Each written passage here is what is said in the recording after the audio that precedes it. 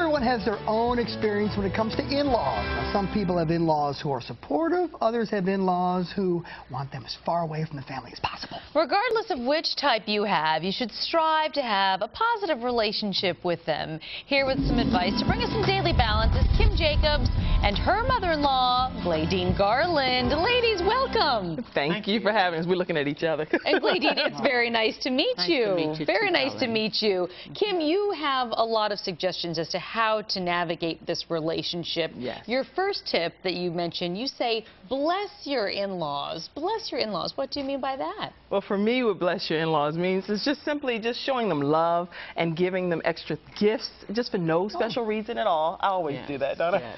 I just come home. If I bought myself some shoes, then in the midst of me showing her all of my shoes, then of course I pull out a pair that's a size 9 for her. Yes. And she's like, oh, girl, don't start nothing, won't be nothing. Glaydine, you must appreciate Oh, that. yes, very, very much. She does lots of things like that for me. Her and her husband blessed me on my 50th anniversary. Surprised me. They come rang my doorbell. I was in the bed.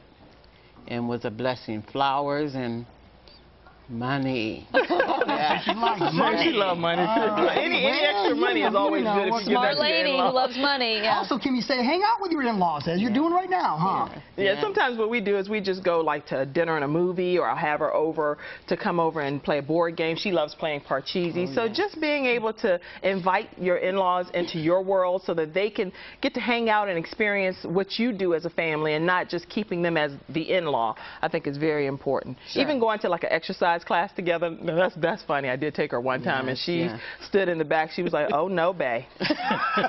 This is not for me. What kind of class was it? It was Zumba, wasn't it? We were in there like Zumba, and she was like, I don't blame you on the Zumba thing. no. There's a lot going on, yes. Also, this is a good thing to remember. I think it goes in all your relationships with everybody, really. You can't change them. So have some acceptance.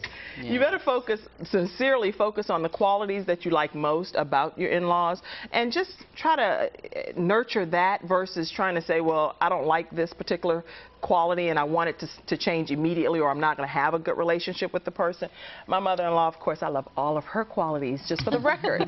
So, but anything that we may rub each other the wrong way, we talk about it and we just move on. And when you have to communicate your feelings, use respect when you do that, right? Yes, Do you think I do that? Oh, yes, most definitely. She tells me sometimes, you don't see your expressions. I say, I don't. I can't see my face.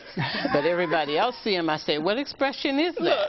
What expression I'm not sure if she's like upset about something and I'll say, are you okay? And she's like, oh, babe, I'm fine. And I'm like, well, your face isn't matching what you're saying. Show your face. But I say it with all due respect. So it's just a matter of communicating with each other. If there's an issue that you have, just talking through it and being open and honest about it. But then being able to do it with respect. And if there's a big issue that you're having with your in-law, maybe let your spouse sort of take the hit, if you will, don't you think? 100%. Do not.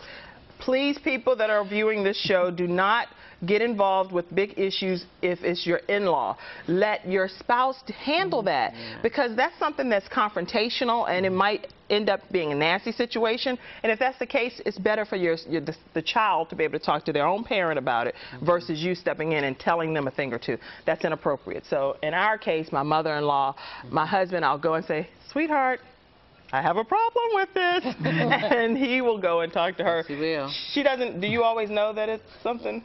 Oh, most of the time I know. Oh, you know it came from me? Did you know it came from Kim? I know most of the time. Most of the time I do. But I can respect that. I can respect it. Even though he comes and tells me, I know it's her problem. It's my problem. I handle Lord, it. we might not have a great Get over it. But the thing is, my husband does it, and then he speaks on behalf of both of us. But it's very rare situation. I think that's a big one. You let your spouse take the hit. If you have a problem with your in-laws, you let him or her step in and navigate that, because it's easier with your own parents to say something that perhaps easier for him to say something to her than it is for you. Absolutely, because she's gonna love him regardless. That's right. And she's gonna love me regardless too, because she's my best friend. My mom and my mother-in-law are my best friends anyway. So. Oh, that's great. Kim Jacobs and Glaydine, so nice to meet you. Nice to meet you too, Colin. I'm so glad everything's harmonious in this family. All right, that's great.